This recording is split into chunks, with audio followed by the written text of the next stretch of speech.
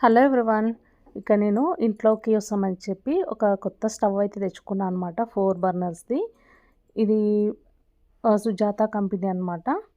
ఇక్కడ 4 బర్నర్స్ ఉంటాయి. ఇదొచ్చేసి ఆఫ్‌లో ఉన్నట్టు రెడ్ కలర్ మార్క్ ఉంటుంది కదా! అక్కడ సైడ్ ఉంటేనేమో ఆఫ్‌లో ఉన్నట్టు.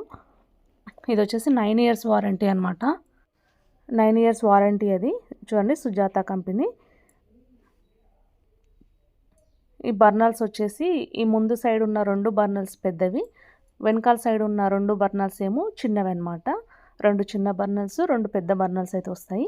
ఇంతకుముందు ఉన్నవేమో నా దగ్గర బటర్‌ఫ్లై కంపెనీది గ్లాస్ ఉంటది కదా! గ్లాస్ స్టవ్ అనమాట. 2 బర్నర్స్ స్టవ్. 2 యూజ్ చేశాను. 2 కూడా అవే అనమాట. మనకు బటర్‌ఫ్లై కంపెనీ తీసుకొచ్చినప్పుడు. కానీ గ్లాస్ స్టవ్ అంత సేఫ్ కాదు, పేలుతున్నాయని చెప్పి చాలా యూట్యూబ్‌లలో చూసాననమాట. అందుకోసమని ఈసారి 4 బర్నర్స్‌ది స్టెయిన్‌లెస్ స్టీలే తెచ్చుకోవాలని ఫిక్స్ అయిపోయి ఈ విధంగా అయితే తెచ్చుకున్నాను అనమాట.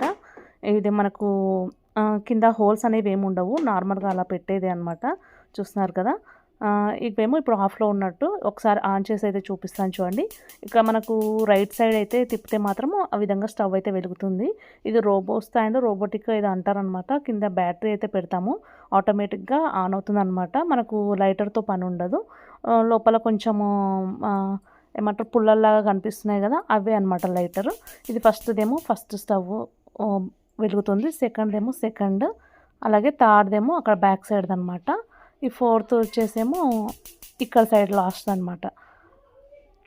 వాటంతట అవే ఫ్లేమ్ అయితే వచ్చేస్తుంది. మనకు లైటర్‌తో అయితే పని ఉండదనమాట. చూసారు కదా! ఈ విధంగా మనకు వంటలు కూడా చాలా తొందరగా అయితే అయిపోతాయి.